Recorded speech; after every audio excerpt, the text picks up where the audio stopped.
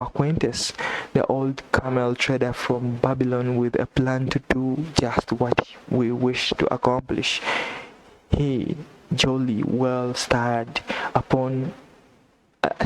us up to follow his system. We made a list of all our debts and took it around and showed it to everyone we owed. I explained how it was simply impossible for me to ever pay them the way things were going along. They could readily see this themselves from the figures. Then I explained that the only way I saw to pay in full was to set aside 20% of my income each month to be divided pro rata, which would pay them in full in a little over 2 years. That in the meantime we would go on a cash basis and give them the further benefit of our cash purchases.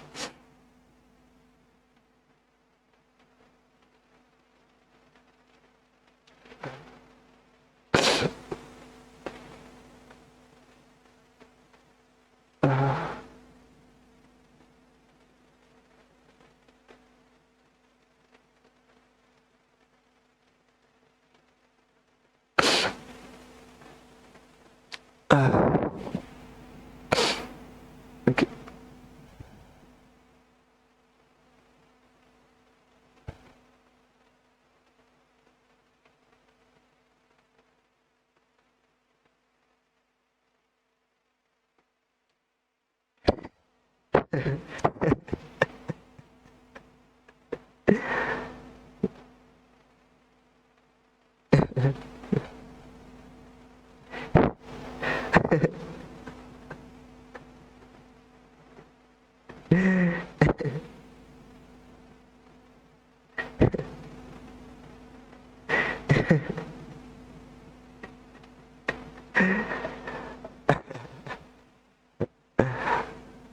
They were really quite decent.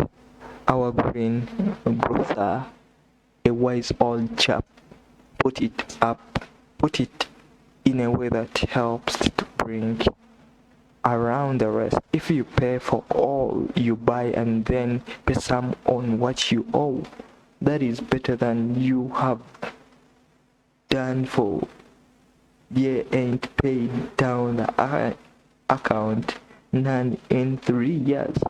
Finally, I secured all their names to an agreement binding them not to molest us as long as the 20% of income was paid regularly.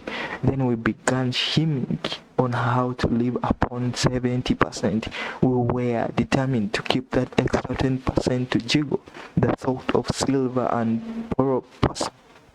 possibly gold was most alluring.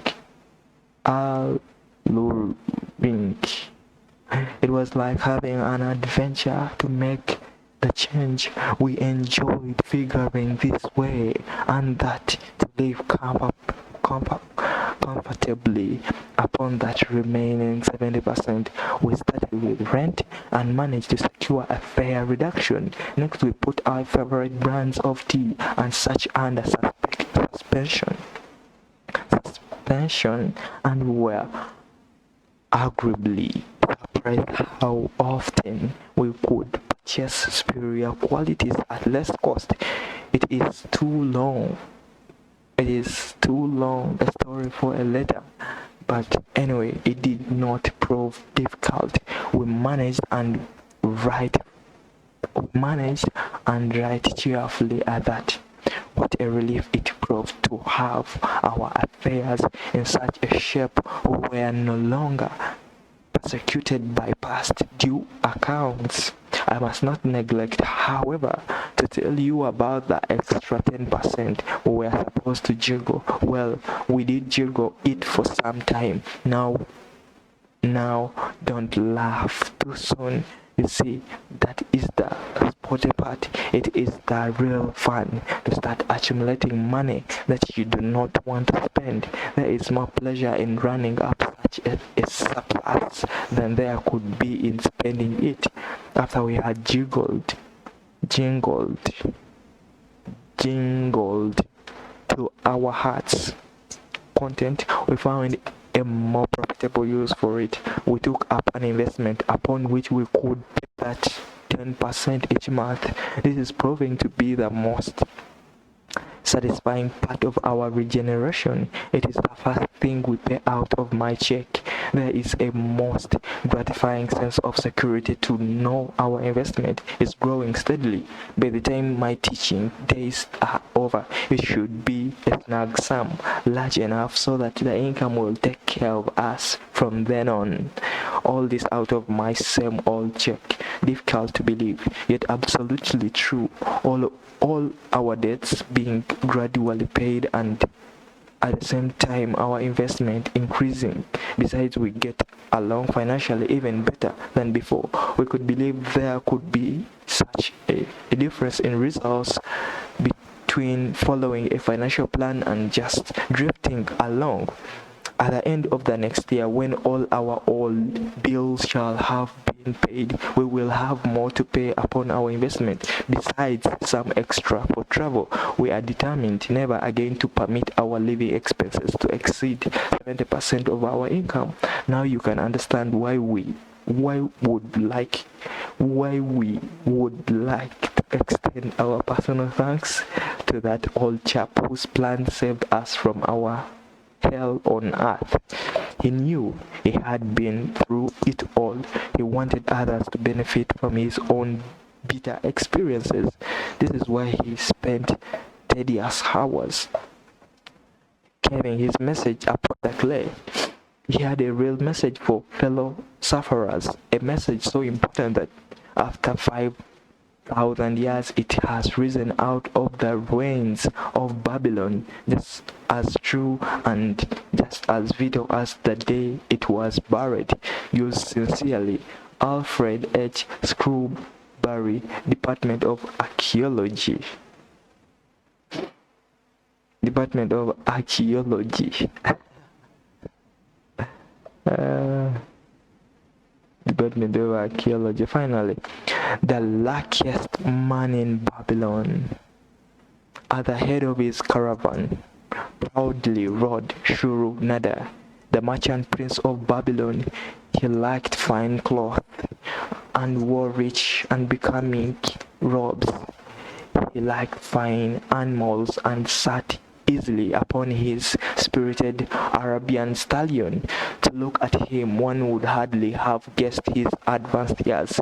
Certainly, they would not have suspected that he was inwardly troubled. The journey from Damascus is long, and the hardships of the desert many. There is this he minded not. The Arab tribes are fierce and eager to look rich caravans. This he feared not, for his many fleet mounted guards were a self-protection. About the youth at his side, whom he was bringing from Damascus, was he disturbed? This was Hadan Gula, the grandson of his partner of others, and Arad Gula, to whom he felt he owed a debt of gratitude which could never be repaid. He would like to do something for his grandson, but the more he considered this, the more difficult it seemed, because of the youth himself. Eyeing the young man's rings and earrings, he thought to himself, he thinks jewels are for men. Still, he has his grandfather's strange, strong face, but his grandmother wore not such gaudy robes. Yet I sought him to come, hoping I might help him get a start for himself and get away from the wreck his father has made of their inheritance. Hadan Gula broke in upon his thoughts.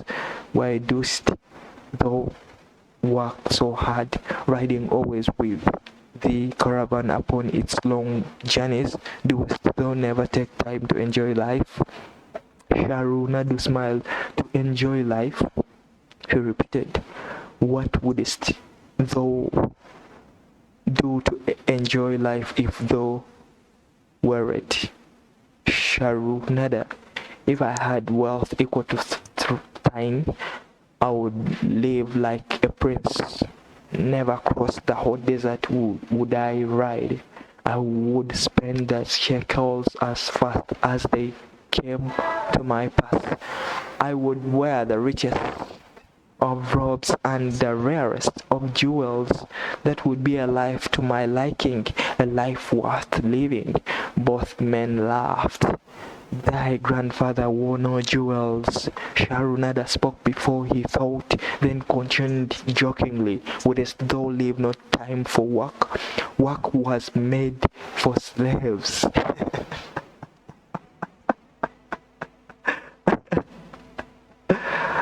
Hadan Gula responded. Sharanada bit his lip but made no reply. Regarding in silence upon the trail led them to the slope. Here he reined his mount and pointing to the green valley far away. See, there is the valley. Look far down and thou canst faintly see the walls of Babylon. The tower is the temple of Bel. If thine eyes are sharp, thou mayst even see the smoke from the eternal fire upon its crest. So that is Babylon. Always have I longed to see the wealthiest city in all the world. Hadana Glood commented, Babylon, where my grandfather started his fortune. He were still alive, we would not be so sorely pressed. Why wish his spirit to linger on earth beyond its allotted time? Thou and thy father can well carry on his good work. Alas of us, neither has his gift. Father and myself know not his secret for attracting the golden shekels. Sharunada did not reply but gave rein to his mount and rode thoughtfully down the trail to the valley. Behind them followed the caravan in a cloud of reddish dust. Some time later they reached the king's highway and turned south through the irrigated farms. 3 old men plowing a field caught Sharunada's attention. They seemed strangely familiar. How ridiculous! One does not pass a field after 40 years and find the same men plowing there. Yet something within him said they were the same. One with an uncertain grip held the plow. The others laboriously plodded beside the oxen, ineffectually beating them with their barrel staves to keep them pulling. 40 years ago, he had envied these men. How gladly he would have exchanged places. But what a difference now! With pride he looked back at his trailing caravan, well-chosen camels and donkeys, loaded high with valuable goods from Damascus. All this was but one of his possessions. He pointed to the plowers, saying, still plowing the same field where they were 40 years ago. They look it, but why think as though they are the same? I saw them there, Sharu, Nadu replied. Recollections were racing rapidly through his mind. Why would he not bury the past and live in the present?